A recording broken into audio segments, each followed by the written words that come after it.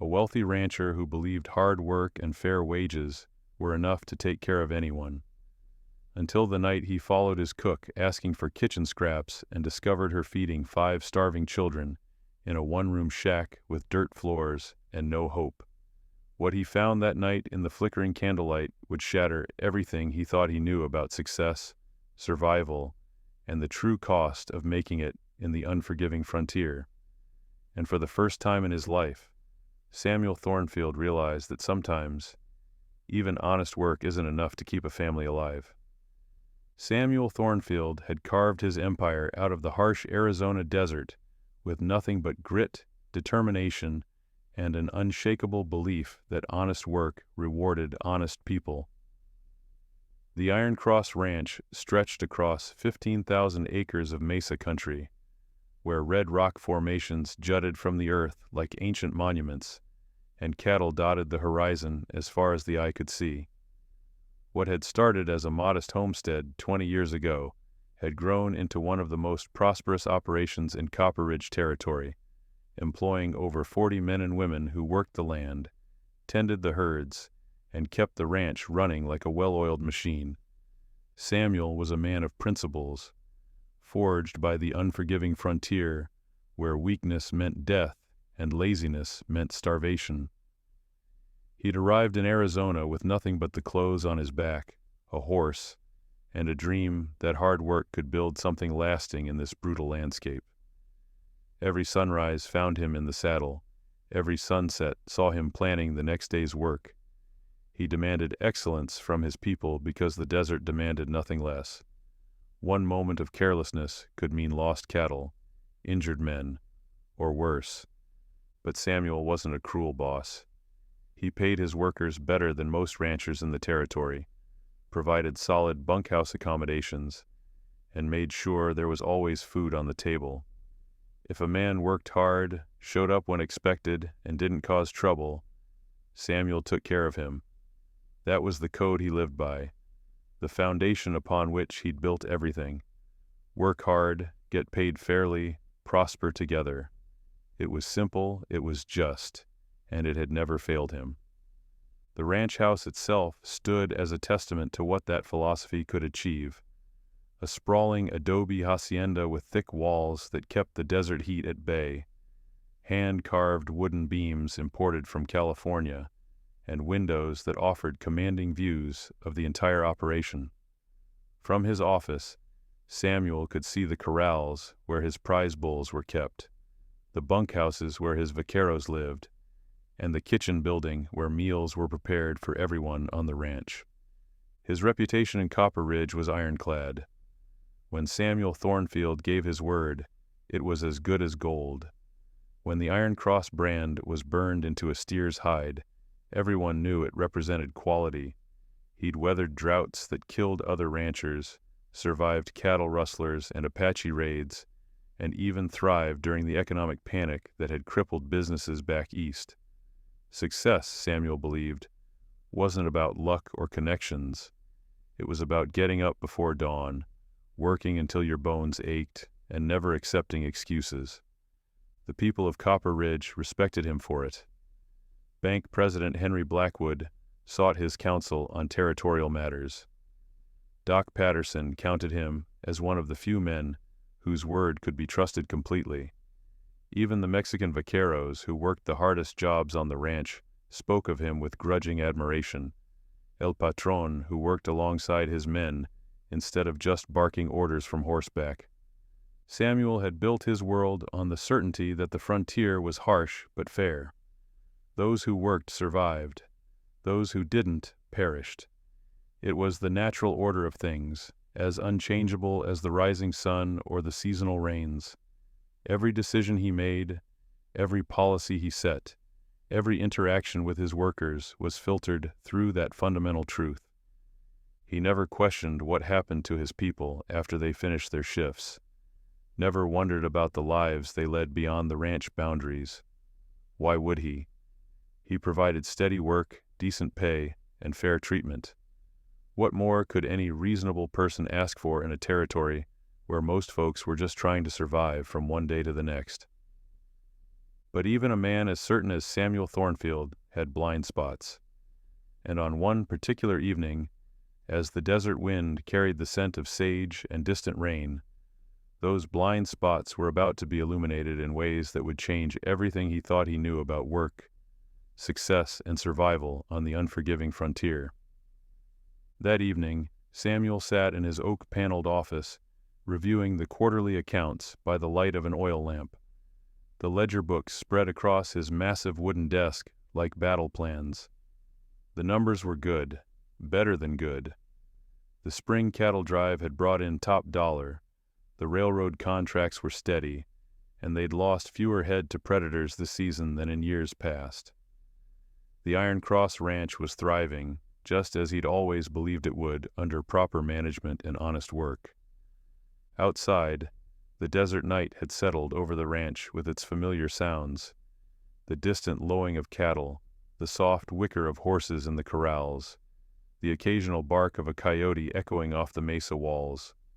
Most of his men had finished their supper and retired to the bunkhouses, tired from another long day under the relentless Arizona sun. The ranch was winding down for the night, as it did every evening, predictable as the sunset. But something caught Samuel's attention through his office window. Movement near the kitchen building, where it should have been dark and empty by now. He set down his pen, leaning back in his leather chair to get a better look. The main meal had been served hours ago, and the kitchen crew always cleaned up and locked the building before heading to their quarters. Yet there, in the dim spill of light from the kitchen's back door, a figure lingered. Samuel recognized her immediately, though he didn't know her personally. Elena Vasquez, one of the kitchen workers who'd been hired about 8 months ago. She was a quiet woman, probably in her 20s, who kept to herself and never caused trouble.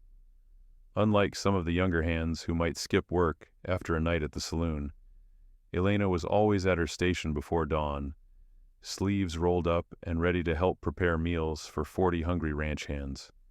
She worked with the kind of steady efficiency that Samuel appreciated. No complaints, no drama, just reliable work day after day. But what was she doing at the kitchen so late?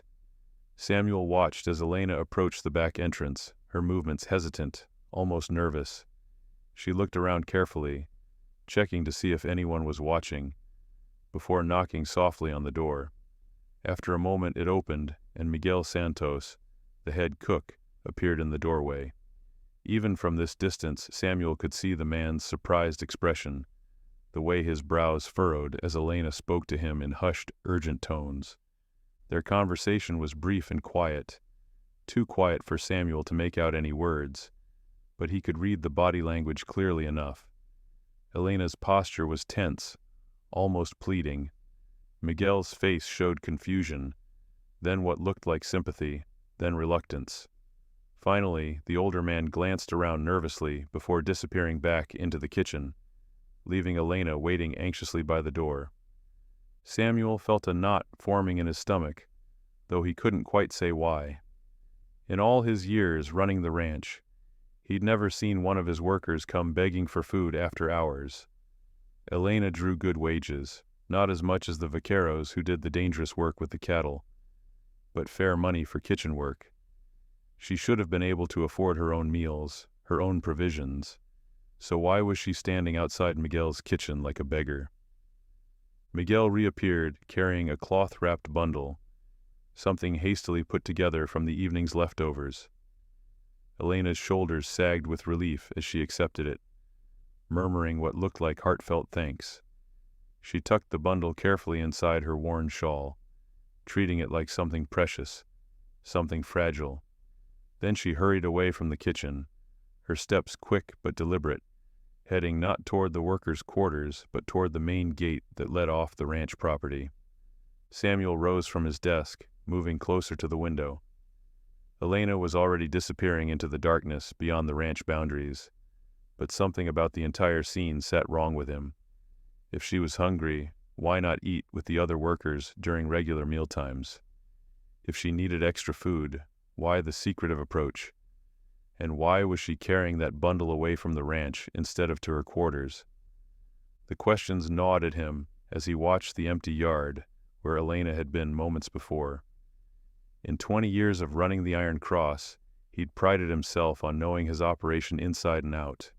But suddenly, Samuel realized there might be things happening under his nose that he'd never bothered to notice, never thought to question, and that realization made him more uncomfortable than he cared to admit. Samuel stared at the empty yard where Elena had vanished into the darkness, the questions multiplying in his mind like tumbleweeds in a dust storm. He tried to return to his ledgers, to focus on the familiar comfort of numbers and profit margins, but the image of Elena clutching that cloth bundle wouldn't leave him alone. Every time he looked at the neat columns of figures, he saw instead her nervous glance over her shoulder, the careful way she'd tucked the food into her shawl like it was made of gold. For 10 minutes, he fought with himself. This wasn't his business. Elena worked hard, showed up on time, never caused problems. What she did after hours was her own affair. He had a ranch to run, cattle to move, and a dozen decisions that needed making before sunrise. Getting involved in his workers' private lives wasn't his way, had never been his way.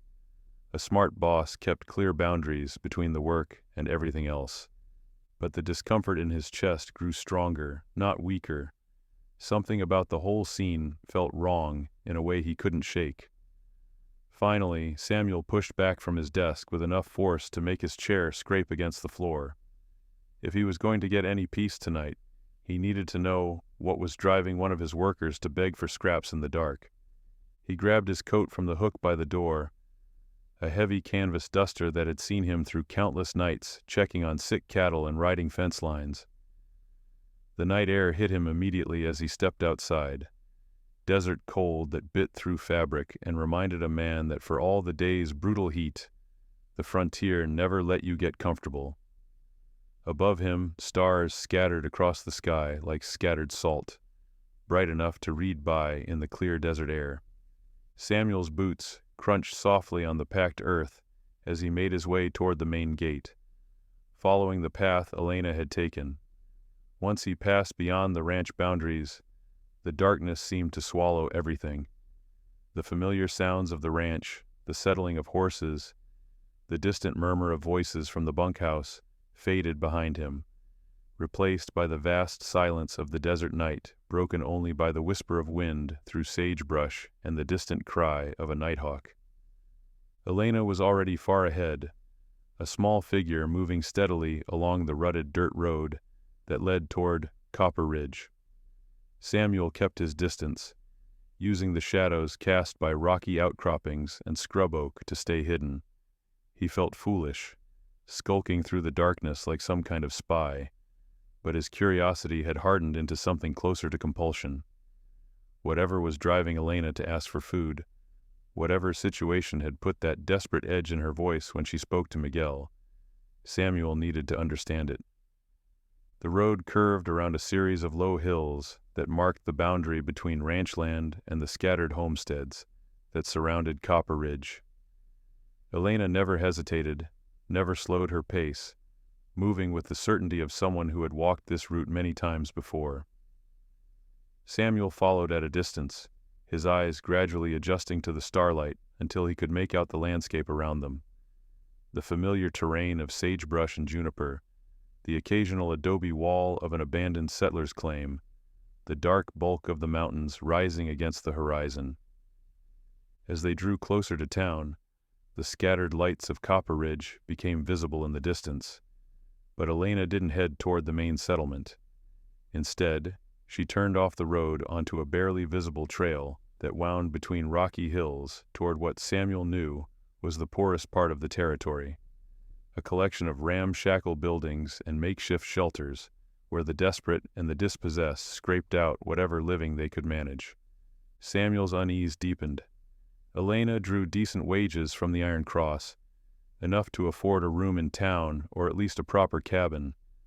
What was she doing in the hardscrabble area where only the truly desperate ended up?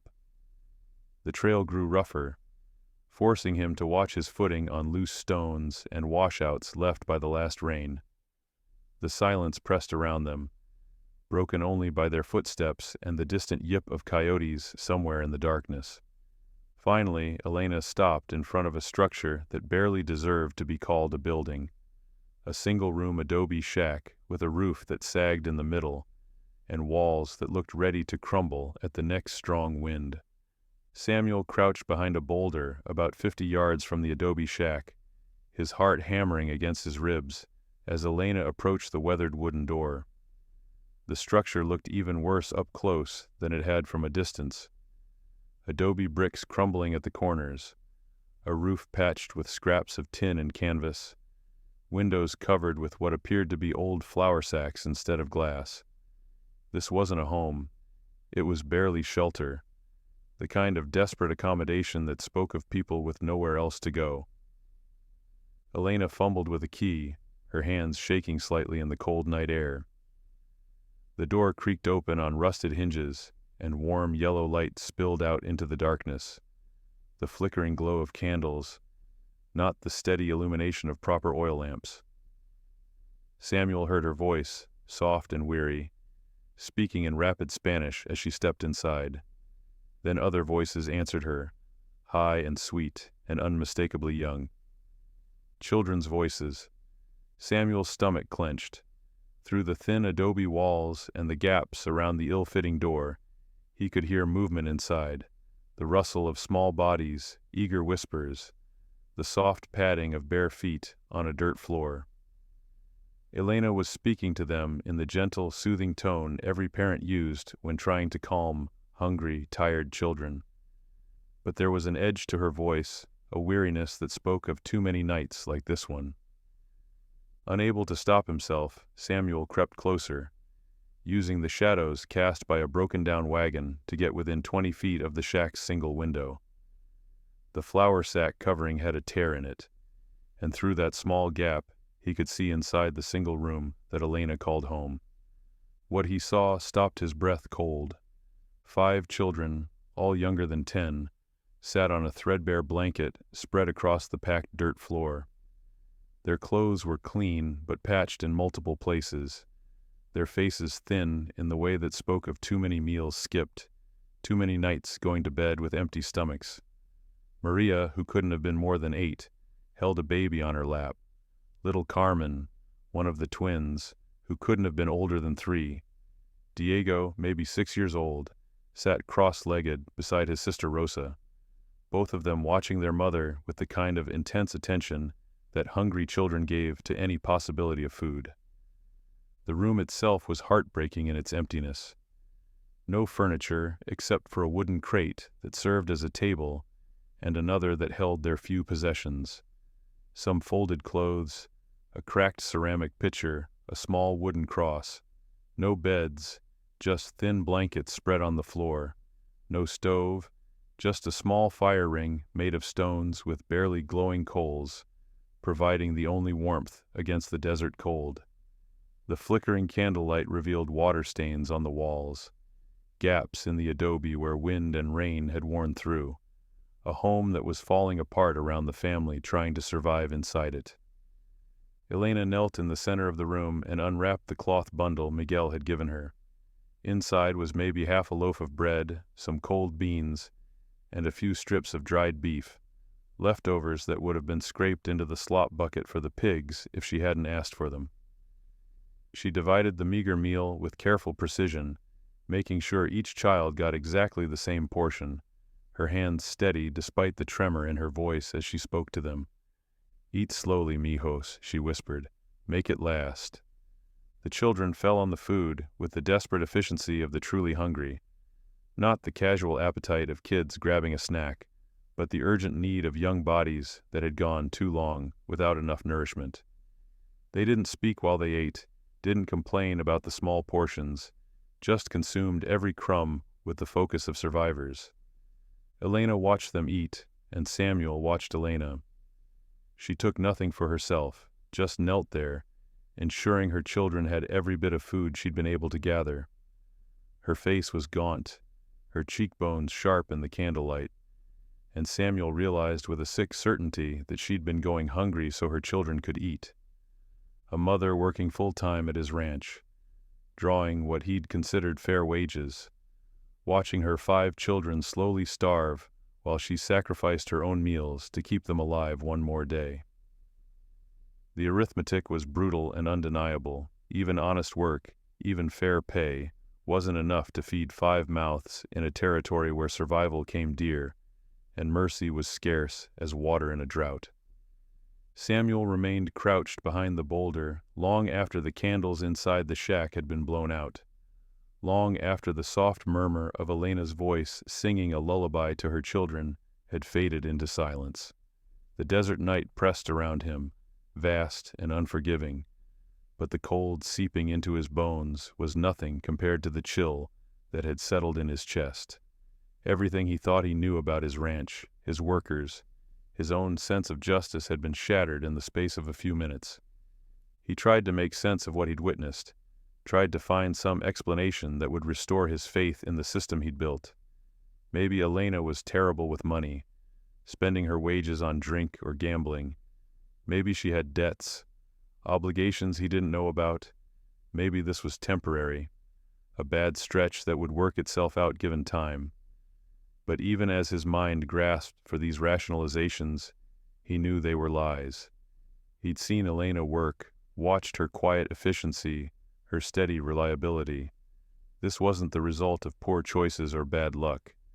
This was the mathematics of survival in a territory where even honest wages weren't enough to keep a family alive.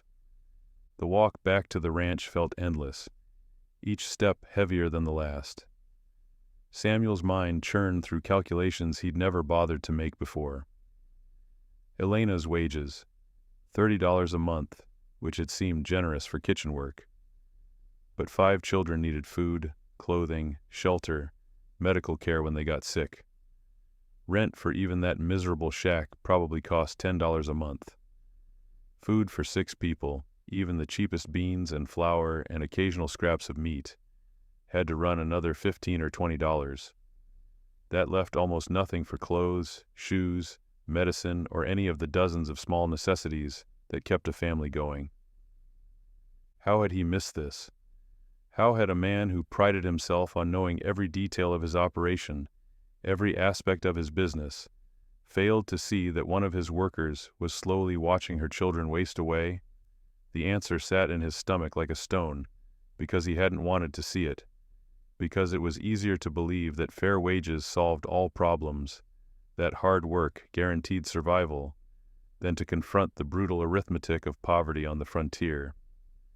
By the time Samuel reached his office, dawn was beginning to lighten the eastern sky, painting the desert in shades of rose and gold that had always filled him with pride in the life he'd built. Now the beauty felt hollow, tainted by the knowledge of what lay hidden in the shadows beyond his well-ordered ranch. He slumped into his leather chair, staring at the ledger books that had seemed so important just hours before. The neat columns of figures looked different now, not just records of profit and loss, but evidence of a system that was failing the very people who made it possible. Samuel thought of his own comfortable life, the spacious ranch house with its thick walls and proper windows, the well-stocked kitchen where Miguel prepared meals that could feed Elena's entire family for a week, the wardrobe full of clothes that cost more than Elena made in months. He'd earned it all, worked for every dollar, but suddenly the disparity felt obscene, not because success was wrong, but because it had blinded him to the cost others paid for his prosperity. The worst part was realizing this wasn't Elena's fault, and it wasn't really his fault either. It was the fault of a system he'd never questioned because it had worked for him. The frontier was harsh, unforgiving, but he'd assumed that meant it was also fair. Work hard, get ahead, simple, clean, just. But what about the people who worked just as hard and still couldn't get ahead? What about the mothers who skipped meals so their children could eat, who asked for scraps like beggars despite putting in full days of honest labor? For 20 years, Samuel had built his identity around the belief that success came to those who earned it, that failure was the result of laziness or poor choices. Now he was forced to confront the possibility that sometimes, Even doing everything right wasn't enough. Sometimes the system itself was broken, and the people caught in its gears weren't failures. They were victims of an arithmetic that didn't add up no matter how hard they tried. The sun was fully up now, and soon his workers would be stirring, preparing for another day of the honest labor that somehow wasn't enough to keep them alive. Samuel didn't sleep.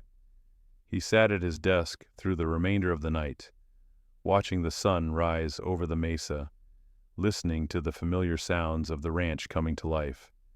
The vaqueros emerged from the bunkhouse, boots crunching on gravel as they headed to the corrals. The kitchen chimney began smoking as Miguel started the breakfast fires. And somewhere among the routine bustle of another day, Elena Vasquez was probably forcing herself to act normal, to smile and work as if she hadn't spent the night rationing scraps among her starving children. By 7 o'clock, Samuel couldn't stand it anymore. He cleaned up, changed his shirt, and walked purposefully toward the kitchen building. Through the windows, he could see the usual morning activity. Miguel directing the preparation of eggs and biscuits and bacon for 40 hungry ranch hands, the younger kitchen workers moving efficiently through their tasks. And there was Elena, sleeves rolled up, hair pinned back, working at the prep table as if nothing had happened. Samuel paused outside the kitchen door, suddenly uncertain. What was he going to say? How did a man address something like this without making it worse? Elena would be humiliated, maybe defensive.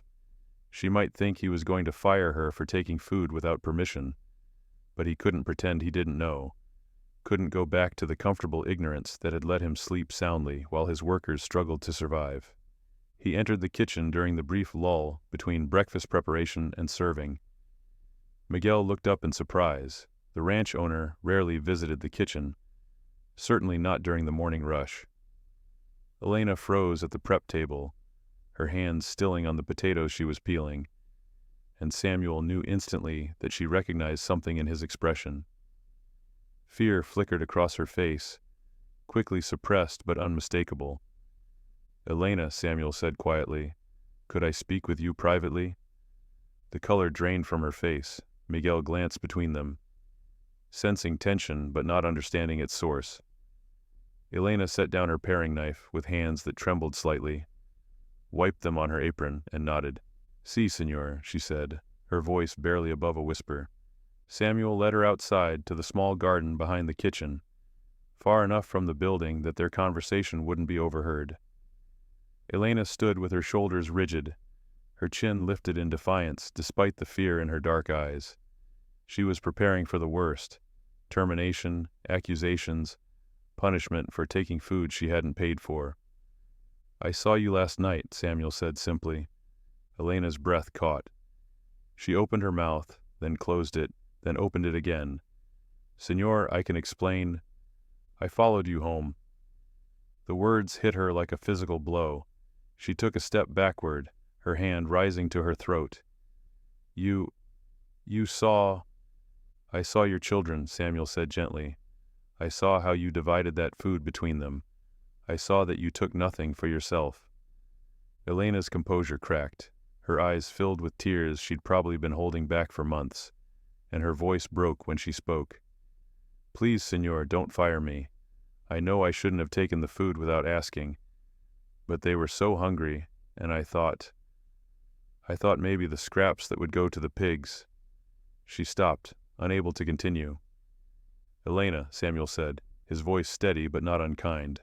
How long what, senor? How long have you been going hungry so your children could eat?" She stared at him, clearly not expecting this question. I don't understand. How long have 5 children been living on wages meant for one person? How long have you been making impossible choices with money that was never enough to begin with?" Elena's tears spilled over then. She pressed both hands to her mouth, trying to hold back sobs that shook her small frame. When she finally spoke, her voice was raw with exhaustion and defeat. "Since my husband died," she whispered. "Since the fever took him 8 months ago, I tried, senor. I work every day, I never miss, I never complain. But 5 children, The rent, the food, the medicine when they get sick. I don't know how to make it enough. Samuel felt something break inside his chest. 8 months. She'd been struggling for 8 months, and he'd never noticed, never asked, never wondered why one of his most reliable workers looked so tired, so thin, so worn down by burdens no one should carry alone. "You're not going to lose your job," he said quietly. "We're going to fix this." Word traveled fast in a territory like Copper Ridge, and by the time Samuel called a meeting with his ranch foreman and key business associates 3 days later, rumors were already swirling. He'd spent those 3 days making arrangements for Elena, advancing her wages, organizing a proper cabin on ranch property for her family, ensuring Miguel knew to prepare extra meals without question. But Samuel knew these were temporary fixes. If Elena was struggling despite being one of his most reliable workers, others had to be facing similar hardships. The problem wasn't individual. It was systemic. The meeting took place in the main room of Samuel's ranch house, around the heavy oak table he'd imported from back east when times were flush. Present were Jake Morrison, his longtime foreman who'd helped build the Iron Cross from a struggling homestead into a territorial powerhouse; Henry Blackwood from the First Bank of Copper Ridge, whose loans had financed much of the ranch's expansion; and Carlos Mendoza, the head vaquero whose opinion carried weight with the Mexican workers who made up nearly half of Samuel's crew. Samuel laid out his proposal with the same directness he brought to all business decisions. Across-the-board wage increases of 20%.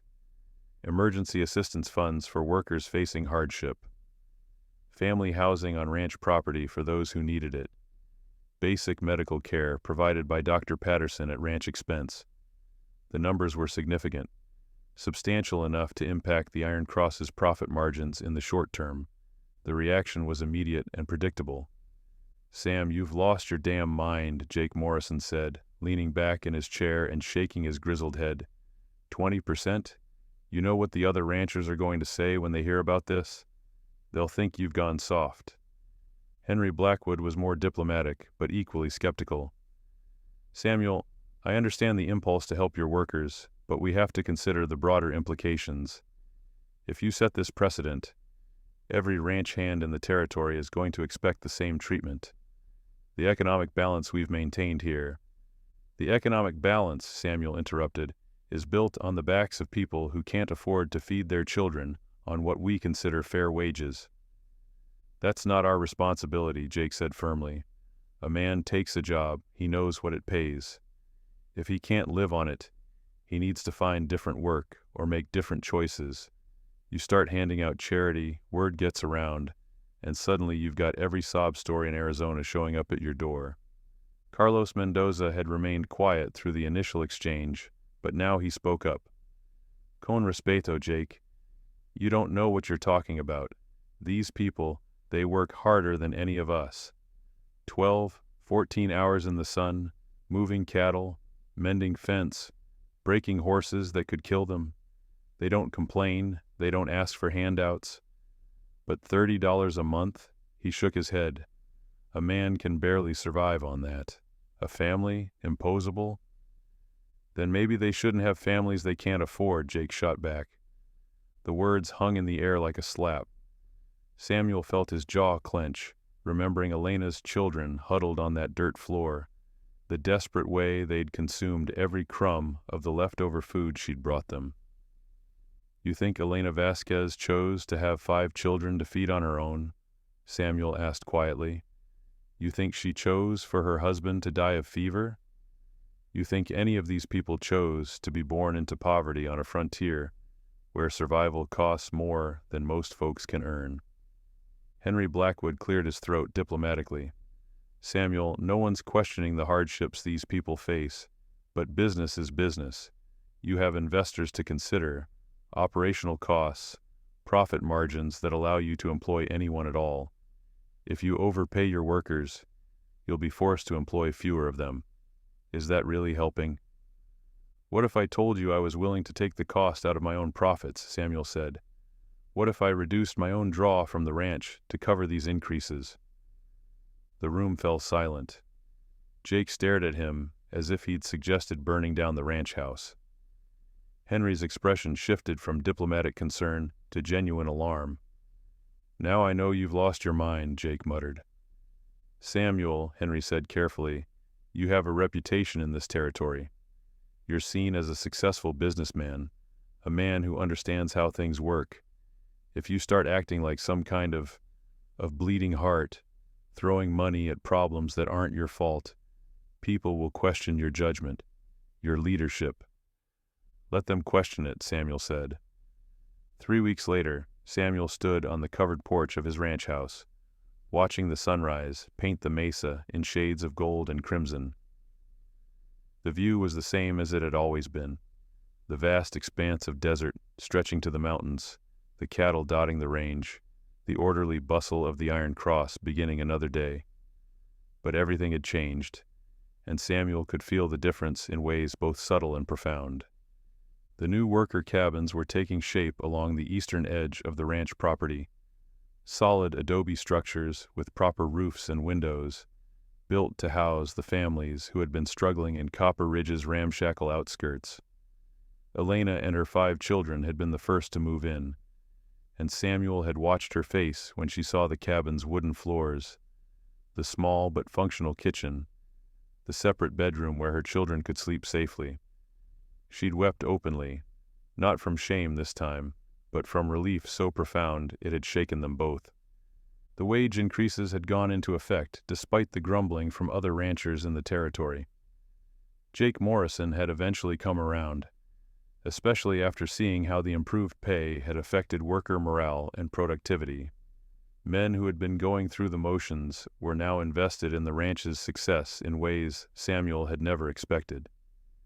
Cattle losses were down, equipment was better maintained, and the kind of small problems that could snowball into disasters were being caught and fixed before they became costly. Henry Blackwood had been harder to convince, warning about precedent and economic instability right up until the quarterly reports came in. The Iron Cross was actually more profitable than before, not less. Lower turnover meant reduced training costs. Better fed, better housed workers meant fewer sick days and injuries. Word had spread through the territory's workforce, and Samuel found himself able to hire the best people, experienced vaqueros and skilled craftsmen who wanted to work for an outfit that treated its people right. But the real transformation wasn't in the numbers or the buildings or even the improved working conditions. It was in Samuel himself, in the way he moved through his days with a sense of purpose that went beyond profit and loss. He'd discovered something he'd never expected, that taking care of his people didn't make him weaker or less successful. It made him stronger, more respected, more secure in the knowledge that the Iron Cross wasn't just a business built on the backs of desperate workers, but a genuine community where everyone had a stake in the outcome. Doc Patterson had started making regular visits to the ranch, providing basic medical care that kept minor problems from becoming major emergencies. The emergency fund Samuel had established had been used twice, once when Carlos Mendoza's son broke his arm, and once when a flash flood damaged the home of one of the newer hands. In both cases, the assistance had been provided quietly, without fanfare, allowing the recipients to maintain their dignity while getting the help they needed. Other ranchers in the territory had watched Samuel's experiment with a mixture of skepticism and curiosity. Some had dismissed him as a fool who would bankrupt himself within a year. Others had begun quietly implementing similar changes to their own operations, recognizing that a stable, well-treated workforce was worth more than the money saved by paying poverty wages. Elena had become more than just a kitchen worker. She'd become Samuel's unofficial advisor on worker welfare, helping him understand problems and needs he'd never recognized before. Her children were thriving in their new home, attending the small school in Copper Ridge, growing stronger and healthier with regular meals and stable shelter. The transformation in Elena herself was remarkable. No longer the gaunt, exhausted woman who'd begged for scraps in the darkness, but a confident, capable person who'd found her voice and used it to help others. As Samuel watched his workers beginning their day, men and women who moved with purpose and energy instead of the grim resignation he'd grown accustomed to, he realized that everything he'd built before had been successful but incomplete. The Iron Cross had been profitable, but it hadn't been just. It had been efficient, but it hadn't been sustainable. Now it was both, and the difference felt like the distinction between surviving and truly living.